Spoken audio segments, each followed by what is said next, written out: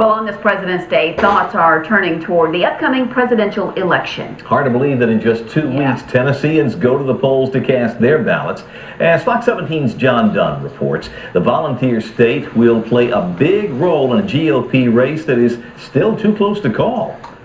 Well, Scott and Stacy, the big race tonight is between the 4 Republican candidates who are all vying for delegates.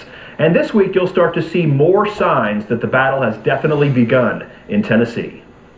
So far, Tennesseans have watched the Republican primaries on television, but now the candidates are beginning to watch Tennessee.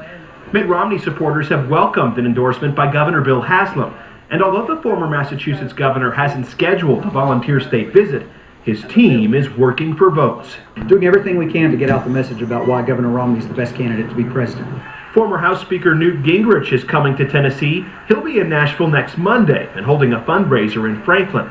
Gingrich hopes to win Tennessee, which borders his home state of Georgia. I think it's beginning to dawn on people that the commander-in-chief has got to have some oomph to him, and I think he's got that.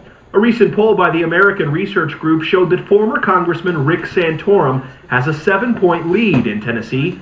Brian Baskin helps to coordinate volunteers for Santorum, who is trying to maintain momentum. We're trying to get as organized as much as we can, get volunteers on the ground. Sine waves are going to be big. That's about the cheapest mass media that you can do at this point. Texas Congressman Ron Paul is viewed as the underdog in the race, but his supporters are loyal and passionate.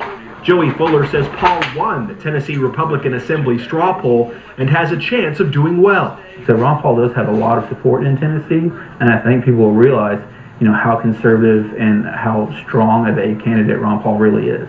As the campaigns converge on Tennessee, voters will be hearing a lot more from the 4 contenders. Because this race is so close to call tonight, there's talk the Republican nominee may not be decided until the Republican convention in August, creating a battle for delegates there. It's a so-called brokered convention, and it hasn't happened since 1952.